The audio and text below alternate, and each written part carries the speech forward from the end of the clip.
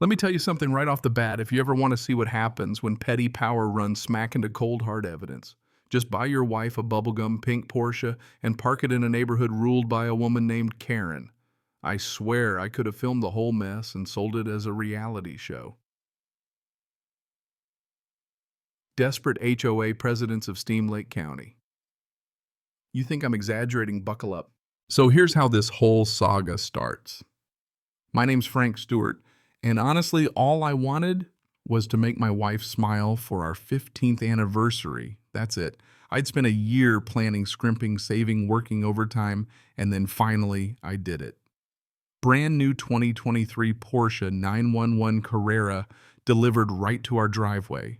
Bubblegum pink, because if you knew my wife, you'd know that color is her soul on four wheels. The moment that delivery truck eased the Porsche off the ramp, I saw a look on my wife's face that made every penny worth it. She was lit up, hand trembling, as she traced the hood like she was touching something holy. It lasted, 90 seconds. And then from across the street, Thunder rolled in, wearing a beige tracksuit and a scowl. Karen Cullston, the HOA president, rolling up in her little golf cart, clipboard flashing, ready to ruin the moment. She marches over, face twisted up with some weird blend of envy and disgust, and right away she's jabbing her finger at the car like it just murdered her cat. "That color is not an approved community palette," she screeches.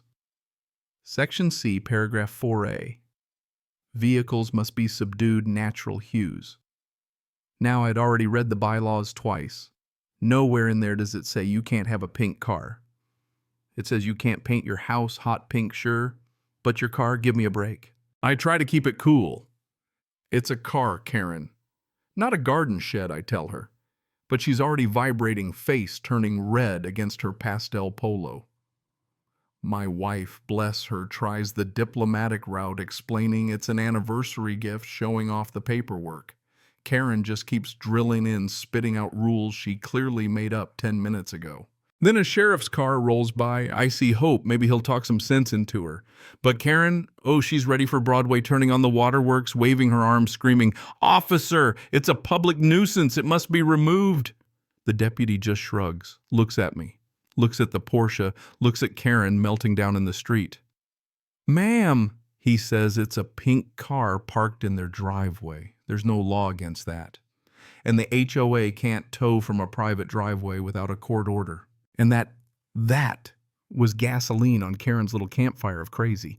She jabs her finger again and just yells, "I want this car. I want it for free."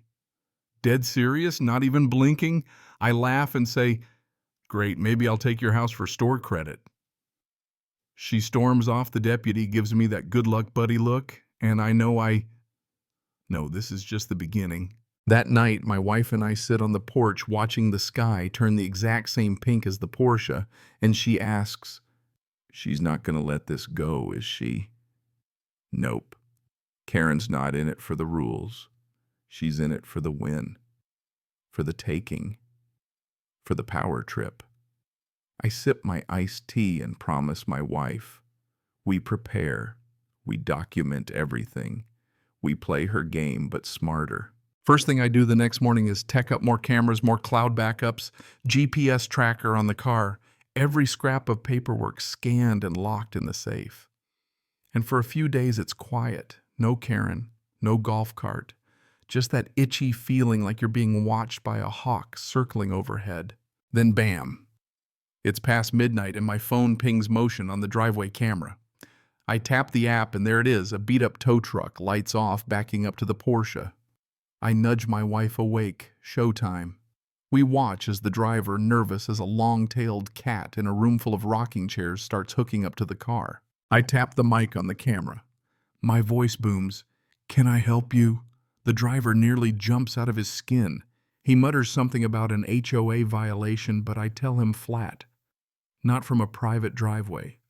No court order, no tow. And you're being recorded.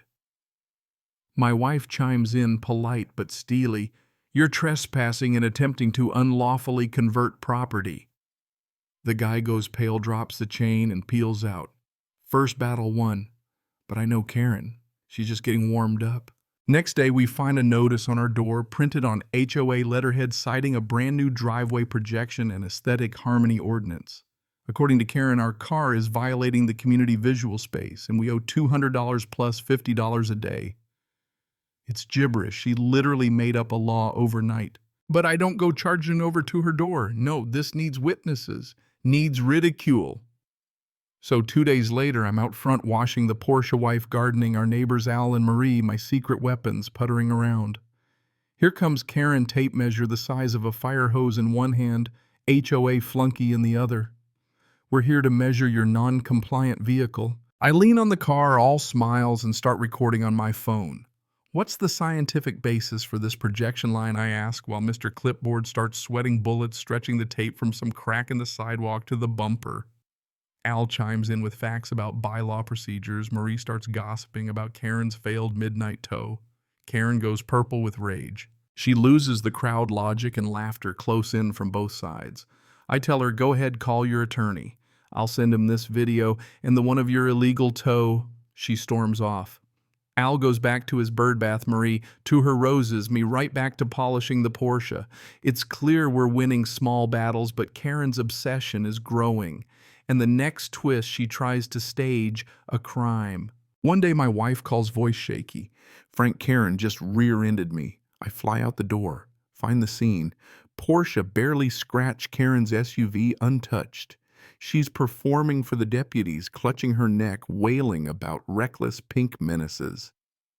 But I'm ready, officer. We have dash cam footage, 4K cloud-uploaded audio and video. Karen's face drains of color. She babbles about fake videos, but it's over. The deputy watches the footage, writes her a citation for following too close fines. Her at fault. Karen's rage is nuclear. She's officially dangerous now. It's time to finish this. My home office turns into a war room. Whiteboards evidence. Everything labeled dash cam footage of the crash. Doorbell footage of the midnight tow, bogus fines, voicemails, witness statements. Marie gathers stories from other neighbors. Karen's harassed, a full-on class action. I bring it all to Arthur Jenkins, the HOA's own lawyer. He's seen power-hungry board presidents, but this is something else. I lay out the plan for a sting. He gives me the legal green light. We bait the trap. Mel, the tow truck guy from before, agrees to help $500, now $500, after plus a promise not to sue. Marie feeds Karen a story about us storing the Porsche at a remote lot for safety. We set up cameras, audio stake, out in a van.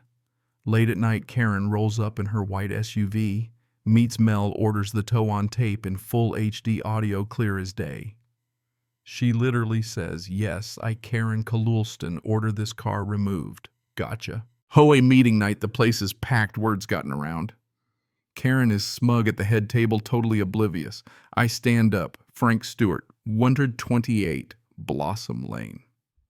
I have a presentation, her eyes narrow. She tries to shut me down, but the HOA lawyer shrugs, lets me speak. I run through every piece of evidence.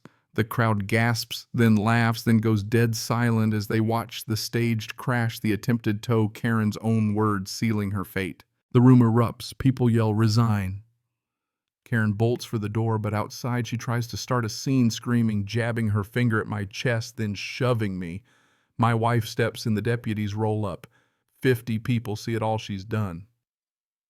Al holds up a clipboard, petition for recall of HOA president. A line forms instantly, democracy in action. Karen resigns the next day for sale sign on her house a week later. New board, new rules, bye-bye to every fake bylaw, every bogus fine. They even cut us a check for the Porsche's bumper.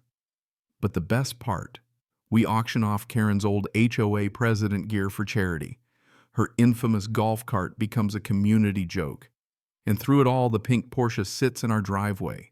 Now a symbol of standing up not just to Karen, but to anyone who thinks they can bully people with fake power and empty threats. You know, my wife asked me if it was all worth it. All the stress, the fights, the flamingos. I told her it was never about the car. It was about not letting a bully decide how we live.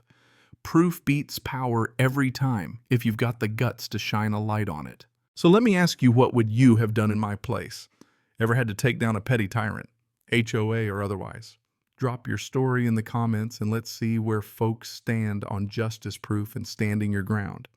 And hey, if you're still listening, share your thoughts and tell me, is there anything more American than defending your driveway with a dash cam and a dream?